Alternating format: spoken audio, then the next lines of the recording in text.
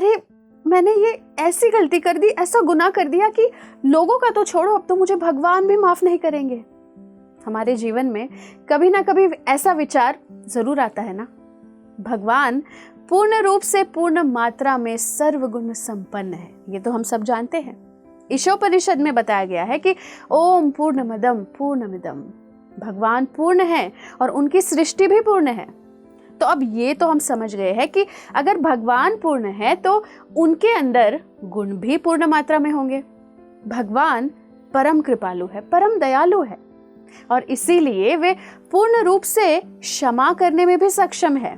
भगवान के पास पूरा पावर है, पूरा अधिकार है कि वे किसी को भी माफ कर सकते हैं, चाहे उसने कितनी भी बड़ी गलती क्यों ना की हो, चाहे भगवान की सृष्टि के कितने सारे नियम तोड़े हो, भगवान एक क्षण में उसे माफ कर सकते हैं। भगवान का बस एक ही आग्रह है जो वे भगवत गीता के 18th चैप्टर के 66 श्लोक में बताते हैं, सर्वधर्मान परित्यज्य मामेकम शरणं व्रज अहम त्वं सर्व पापेभ्यो मोक्षयिष्यामि मा शुचः।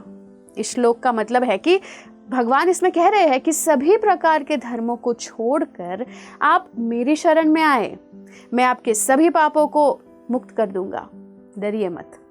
तो भगवान सिर्फ एक ही बात कह रहे हैं, समर्पण करो।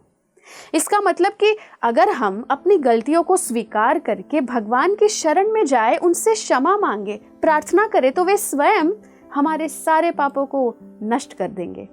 अगर हम बिना अपनी गलती स्वीकारे, बिना भगवान की शरण लिए माफी की प्रतीक्षा करते रहे, तो हम कभी अपनी गलतियों से सीखेंगे ही नहीं, उन्हें दोहराते रहेंगे। अगर हमें वास्तविक पश्चाताप होता है और हम अपनी गलतियों को सुधारने का प्रयास करते हैं, तब भगवान प्रॉमिस करते हैं, वचन देते हैं कि वे हमें क्षमा कर देंगे, हमें सुख और शांति प्रदान करेंगे। जब भगवान हमारे सच्चे और अच्छे इरादों से और जीवन जीने के उद्देश्य से प्रसन्न होते हैं, तब भगवान का स्नेह हमारे पिछले सभी पाप कर्मों को भस्म कर देता है। जो ईमानदारी से भगवान की इच्छा को ही अपना मानकर उसका पालन करते हैं और भगवान की कृपा पर निर्भर होते हैं, वे भगवान के प्रिय बन जाते हैं। तो दर्शकों, भगवान स्वयं क्षमा करते हैं और क्योंकि हम उनके अंश हैं, तो उन्होंने हमें भी क्षमा करने की शक्ति दी है। जब तक आप उन लोगों को क्षमा नहीं कर देते जिन्होंने आपको दुख पहुंचाया, आपके साथ बुरा किया है, तो भगवान भी आपको क्षमा नहीं करेंगे। माफ कर देने से ही हमें माफी मिलती है। जो लोग हमारे साथ बुरा करते हैं, अगर हम उनके प्रति अपने हृदय में प्रतिशोध की अग्नि में जलते रहे, तो भगवान प्रसन्न नहीं होंगे। ये बहुत बड़ी बात है कि जो हमारे साथ बुरा व्यवहार करे, हमें उनके प्रति गलत भावना नहीं रखनी चाहिए। भगवान श्री कृष्ण ने शिशुपाल को कितनी बार माफ किया। कोई हमें कोई गाली दे दे या कुछ अपशब्द बोल दे तो हमारा पारा चढ़ जाता है, खून खौलने लगता है।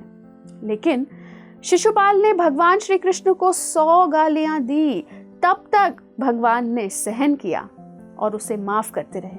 100 गाली के बाद ही उन्होंने सुदर्शन चक्र से शिशुपाल को दंड दिया। अश्वत्थामा ने भी द्रौपदी के 5 बच्चों की सोते समय हत्या कर दी। फिर भी द्रौपदी इतनी महान भक्त हैं कि उन्होंने ये सोचकर अश्वत्थामा को क्षमा किया कि मैं नहीं चाहती कि अश्वत्थामा की माँ को उस दर्द से गुजरना पड़े जो दर्द से मैं गुजर रही हूँ। जब अन्य भाइयों को वनवास काटते समय दुर्योधन के बारे में सोचकर क्रोध आता था, तब युधिष्ठिर महाराज उन्हें समझाते थे कि अगर हम दुर्योधन से द्वेष करें, तब हमें भी उसी के द्वेष का रोग लग जाएगा। इसलिए युधिष्ठिर महाराज उन्हें कभी किसी से द्वेष ना करने की शिक्षा देते, यहाँ तक कि वे द्वेष करने वालों की प्रशंसा करते, उन्हें घृणा नहीं करते। जब हमारे साथ लोग बुरा करते हैं, हमें दुख पहुंचाते हैं, तब भी हम भगवान से उनके कल्याण के लिए प्रार्थना करते हैं, तब ये असली मायने में विजय है। ये एक महान व्यक्ति का लक्षण है, क्योंकि उसने क्रोध पर विजय पाली है। ऐसे व्यक्ति भगवान को प्रिय हो जाते हैं, जैसे युधिष्ठिर महाराज और द्रौपदी भगवान के बहुत ही प्रिय भक्त बने, क्योंकि उन्होंने भगवान के भांति क्षमा किया और भगवान ने अपने आप को उनको सौंप दिया। और जिनके पास भगवान है, उनकी विजय निश्चित है। धन्यवाद। ऐसे ही और भक्तिमय कार्यक्रमों के लिए देखिए हरे कृष्णा टेलीविजन और इसे प्राप्त करने के लिए आप अपने केबल अथवा DTH ऑपरेटर से संपर्क करें तथा और अधिक जानकारी के लिए आज ही डायल करें 7666 839 839।